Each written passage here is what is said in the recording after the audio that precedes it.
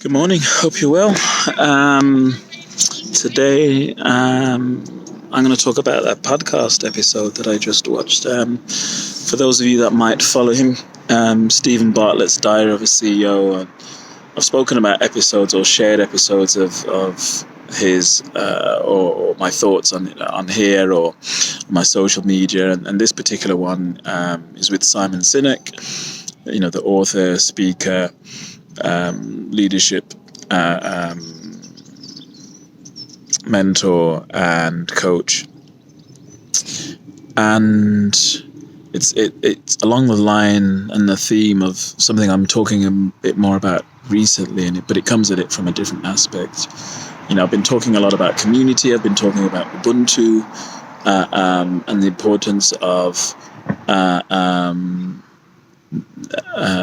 not falling into the trap of this individualistic world, which mainly wants us to either think about ourselves or only take care of ourselves or what we can get for ourselves. But community is about, if one of us succeed, then we all succeed. Everything that we have isn't just for the benefit of ourselves, it's for the benefit of our community.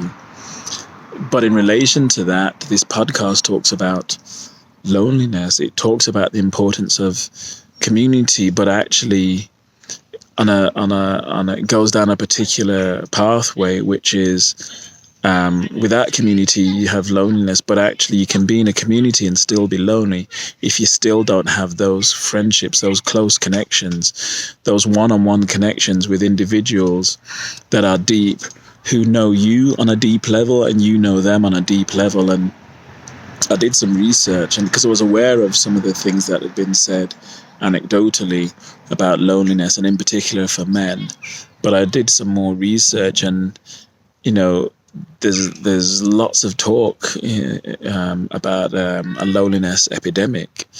There's lots of talk around how loneliness is one of the big factors impacting men. There's lots of talk around, in many Western countries, a number of Western countries where, 50% and more, and I think it's up to 58% in the UK now, experience occasional, often, or regular loneliness.